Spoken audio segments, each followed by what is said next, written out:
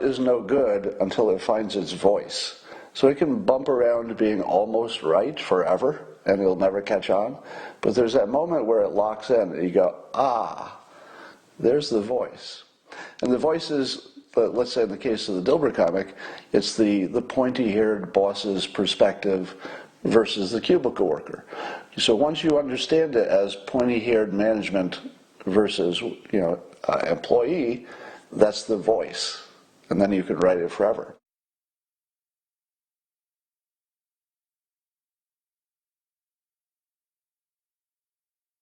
Let me tell you about a cool thing that happens in the life of artists or creators, whatever you want to call me. I usually don't call myself an artist because that's just that word, I don't know. There's something wrong with the word artist that just rubs me wrong. So I'd rather be a creator than an artist. And there's a cool thing that happens in the life of creators, and you're lucky if it would happen to you once in your life, because it's such a cool feeling.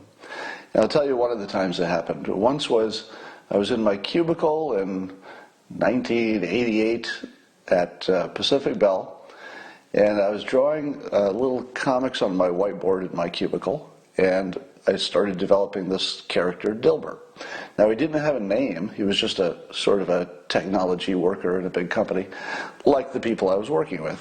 So he was a composite of people I worked with. But he didn't have a name. And so I had a Name the Nerd contest. So I put a little label that says, Name the Nerd, and I drew the picture of what would become Dilbert. And people would come into my cubicle all day long, and they'd say, he looks like he'd be an Irving. They write it down. I think he'd be Poindexter. And I write it down. I think he'd be Bruce. And every time I'd see a name, I'd look at it and I'd go,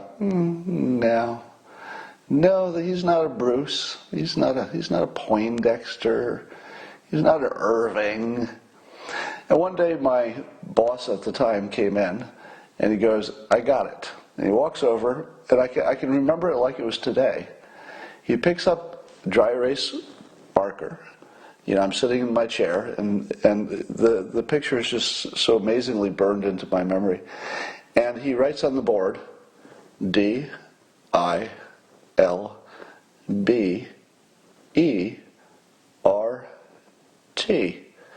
And he puts the top back on the pen.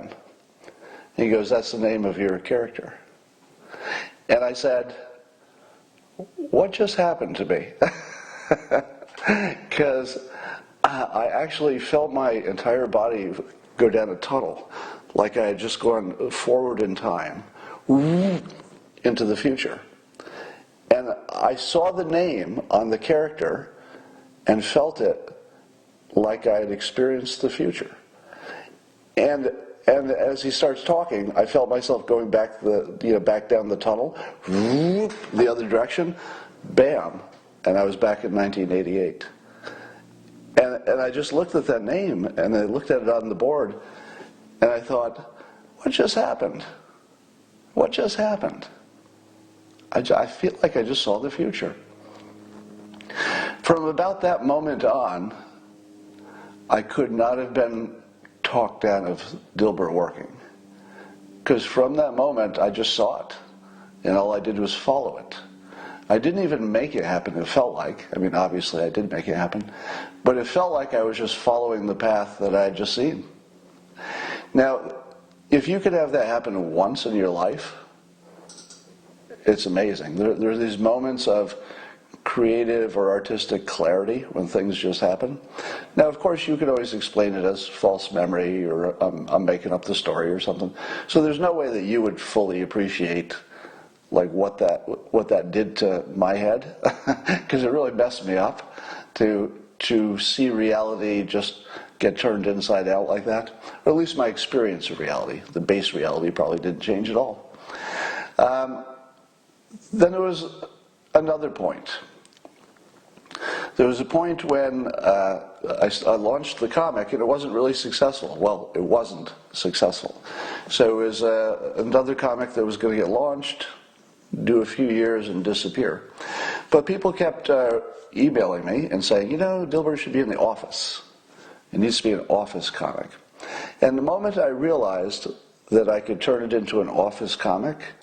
All of the tumblers of the gears came together, and it was like click, click, click. Oh yeah, if I just make this an office comic, it's easier to write. It's going to relate to these people, and it was the answer. So that was like a second moment when I had this creative clarity. It's like, oh yeah. And then Dilbert found his voice. And that's a sort of an artist talk. Art is no good until it finds its voice. So it can bump around being almost right forever, and it'll never catch on. But there's that moment where it locks in, and you go, ah, there's the voice. And the voice is, let's say in the case of the Dilbert comic, it's the pointy-haired boss's perspective versus the cubicle worker. So once you understand it as pointy-haired management versus employee, that's the voice.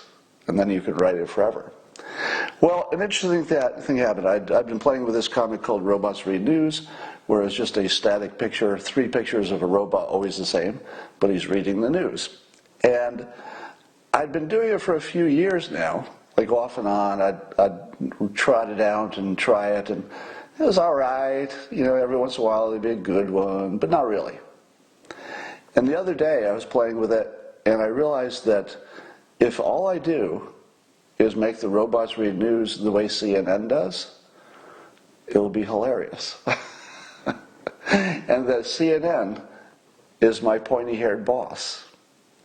And the moment that locked in, you can't believe how easy it is to write these comics now. Just as an experiment, with about 3 minutes before I went live, I wanted to see if I could write one from scratch in 3 minutes. I did. It's pretty good.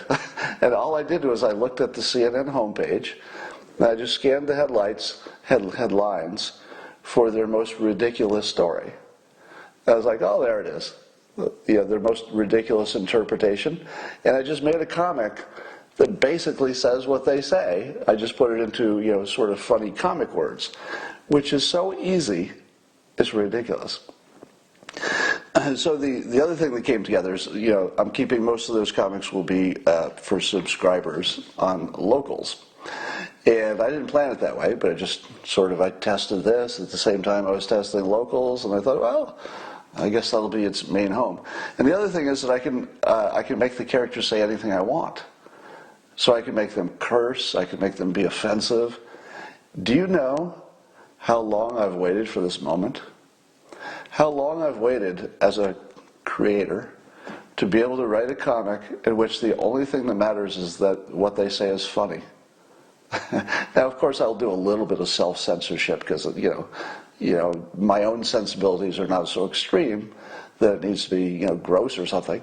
But the fact that I don't ever have to control my first impulse of what would be hilarious is a freeing experience that I can't even explain. To have it happen again, well, really for the first time, it's like a completely free experience. I'm so happy I can't even stand it on that one front. All right, so that's just a little tour of what. Let me give you some other examples of that. There are moments when, for example, I was writing my book, Loserthink, or Win Bigly, when you realize exactly how to do it. When I wrote Win Bigly, those of you who read it know that it's a series of persuasion lessons about how to persuade, but it didn't come together until I realized I could wrap it around the story of the election. And once I understood it as something that would layer on top of a story, and my experience of it, it was like ding, ding, ding, it all came together. So those are the moments that a creator can almost see the future. Probably not really, but it feels like it.